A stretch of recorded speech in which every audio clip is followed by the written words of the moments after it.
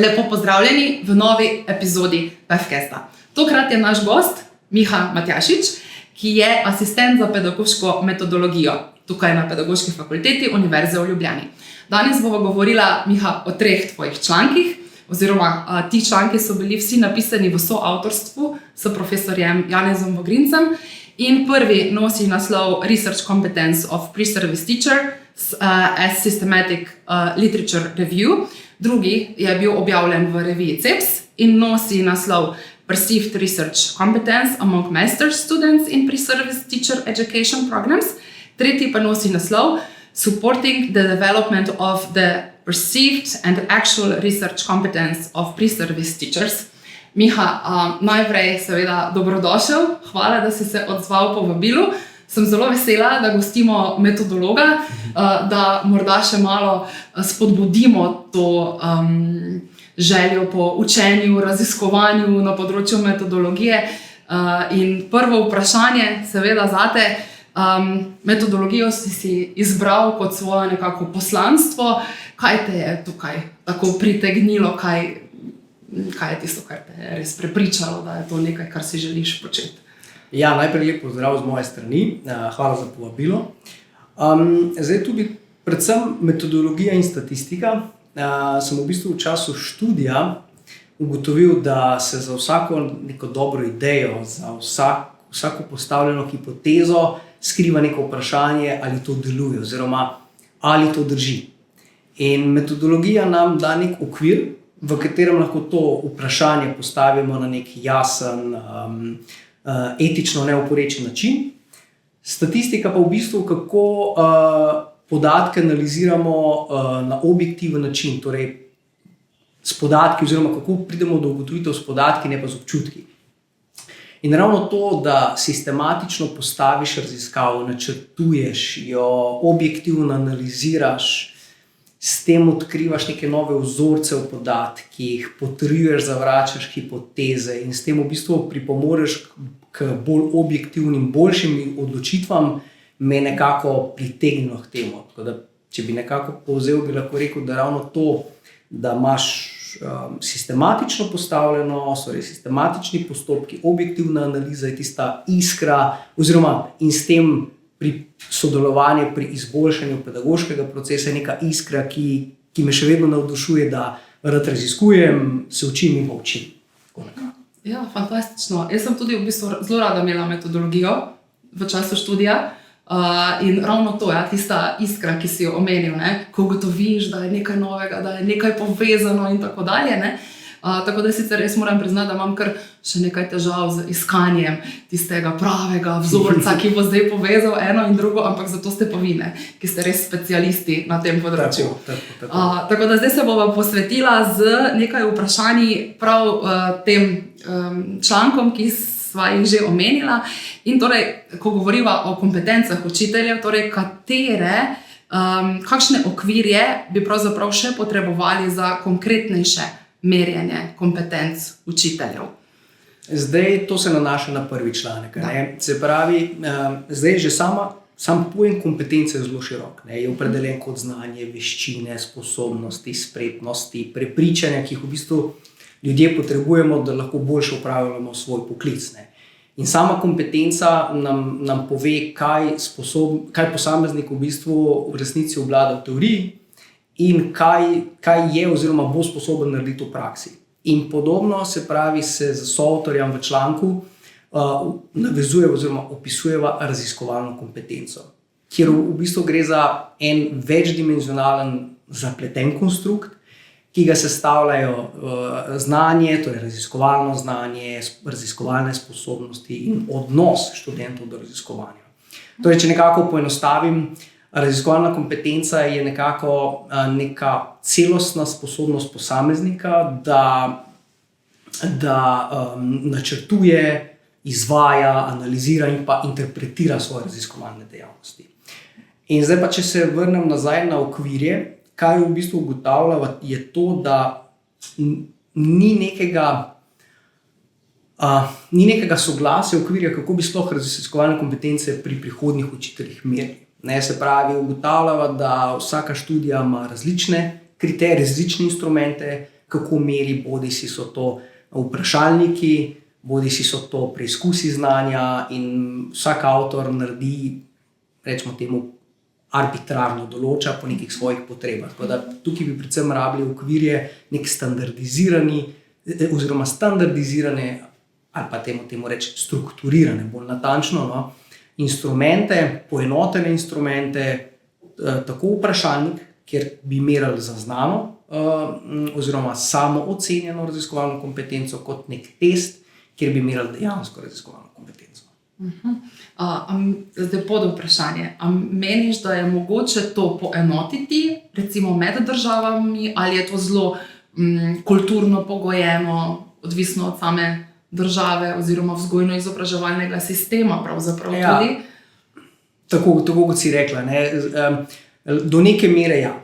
Ne pa, ker tako kot si rekla, rečemo, Finska, oni imajo zelo močno raziskovalno usmerjeno poučevanje, zelo razvite raziskovalne kompetence in rečemo, študijski programi so zelo usmerjeni v to, da spodbujajo. Ne. Pri nas pa v nekaterih drugih državah je tega manj. Tako da zdaj poenotiti to je zelo težko, lahko pa bi do neke mere oziroma razvili vprašalnik, ki bi v določenih kontekstih pa bil ustrezen. Absolutno, ja. Prevod in priredba, ne, tako, v tem smislu tudi upoštevanja tega ozadja. Zdaj, naslednje vprašanje se nanaša seveda na drugi članek in v drugem članku ste ustvarili ta poseben instrument za merjenje kompetenc bodočih učiteljev in učiteljev, seveda.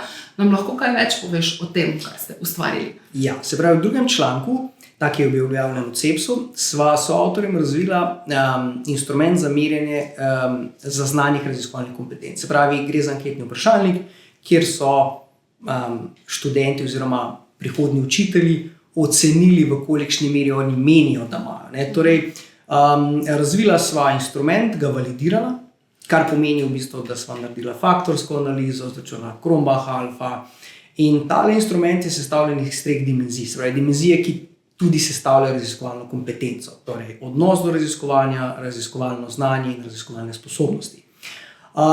Instrument je merjen na 5-stopenjski Likhartovi lestvici, se pravi od 1 do 5, sploh študenti so ocenjevali trditve od 1 sploh se ne strinjam, do 5 povsem se strinjam.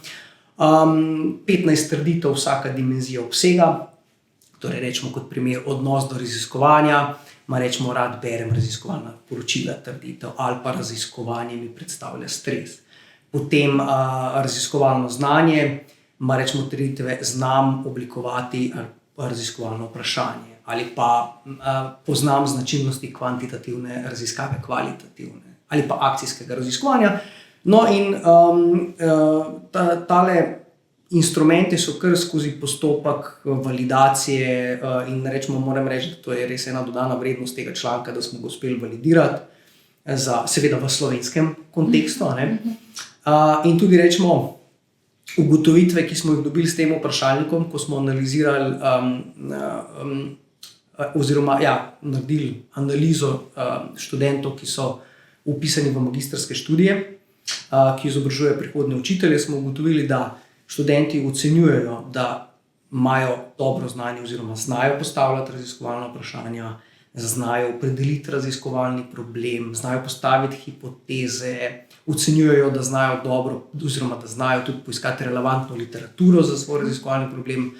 A po drugi strani so pa težave, ker pa ne znajo oziroma so zelo nesamozavestni pri statističnih postopkih, torej poznavanju statističnih postopkih, uporabi programov za statistično analizo podatkov, rečemo SPSS, validacijo instrumenta, kaj to sploh pomeni validacija, zanesljivost, veljavnost, izvajanje akcijske raziskave. Torej, tukaj smo ugotovili, da prihaja do vrzeli, kjer bi lahko pedagoški študijski programi se bolj usmerjali v to, da bi njihovi programi ali pa da bi bili bolj raziskovalno usmerjeni, torej da bi študenti imeli več prakse, da bi sodelovali v oblikovanju članka ali pa seminarske, torej več raziskovanja. Ravno ta del je zelo pomemben. Mislim, da nam je to tistim, ki nismo ravno profesionalci na tem področju, pogosto predstavljalo nek izziv, kako zdaj, ko vidiš tisto SPSS datoteko, kaj zdaj s temi podatki, kaj zdaj izbrati, kako boš vse skupaj povezal. Ampak zdaj, ker si omenil ta stres študentov, po čemer jih tudi sprašujete, morda tako praktičen nasvet študentom, kaj recimo narediti, da bi postali bolj samozavestni, da bi morda čutili manj stresa pri tem raziskovanju. Zelo dobro vprašanje, ker kar mi opažamo je naslednje, da sicer njihov odnos do raziskovanja je pozitiven, kar pomeni v bistvu, da oni, to je več trditev, ki meri odnos, ampak rečemo, oni se zavedajo pomena raziskovanja.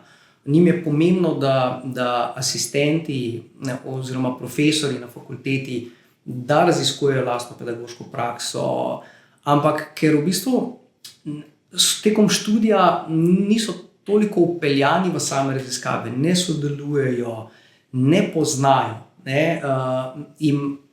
da so kar naenkrat soočeni z raziskavami, to smo mi ugotovili, ko smo jim v okviru enega predmeta, ki je bil načrtno usmerjen v raziskovanje, dalje je bilo kar naenkrat preveč. Torej v bistvu, če nimaš nekih postopkov, rečemo, da bi začeli postopoma na prvi stopni, pa malo na drugi stopni, se lahko to zelo hitro obrne kot stres. Tako da zdaj, kar bi mi jaz svetoval, oziroma kar bi jaz rad naredil, da je to, da bi študenti ne bi videli metodologije pa statistike kot nek abstraktni pojem, ampak dejansko orodje, s katerim lahko raziskujejo lastno pedagoško prakso, izboljšajo svoj profesionalni razvoj. Absolutno, zelo dobro povedano. Pravzaprav je to tisto, kar si verjetno želite doseči z metodologijo in statistiko dolgoročno. Poleg tega, da tudi sami kaj raziskujejo, objavljajo, ker pač učitelji smo nekako zavezani temu, ne glede na to, na kateri stopni seveda poučujemo oziroma učimo, da raziskujemo. Tako da ta del je zagotovo zelo pomemben. Zdaj bi se morda še osredotočila na tretji članek in v tem članku ugotavljata pravzaprav, da je prišlo do zvišanja raziskovalnih kompetenc med študenti in morda kaj več o tem, tudi čemu pripisujeta takšne rezultate oziroma.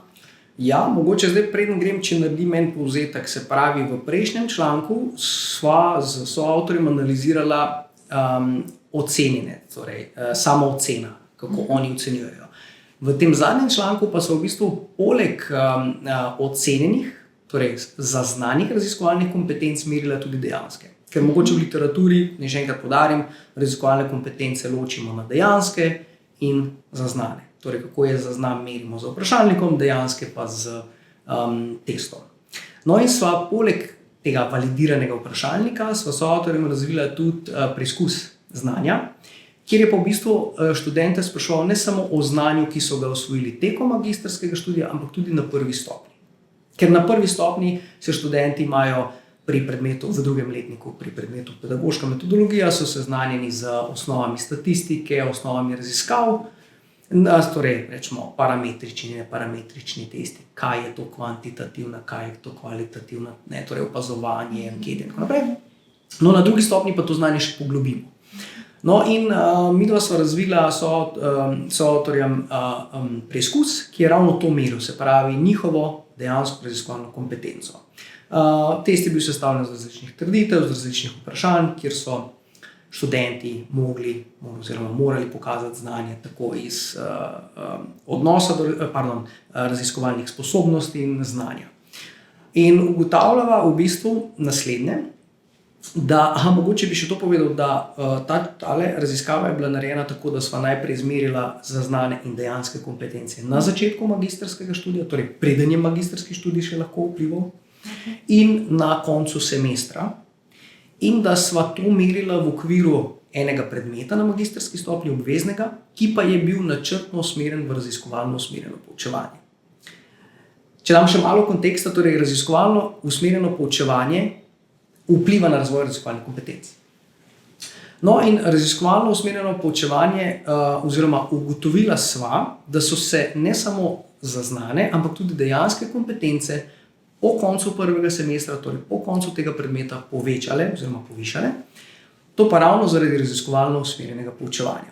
Kaj to konkretno pomeni? To konkretno pomeni, da so študenti sodelovali v raziskovalnem procesu od začetka do konca. Torej, od oblikovanja raziskovalnega problema, raziskovalnih hipotez, raziskovalnih vprašanj do oblikovanja instrumenta, zbiranja podatkov in analize. Torej, v bistvu učenje skozi prakso, temu rečemo. Ne? In skozi to, ko so aktivno sodelovali v procesu, torej jih je predmet oziroma niso samo poslušali, torej niso samo jemali znanje, kaj vse obstaja, ampak tudi aktivno sodelovali v samem procesu.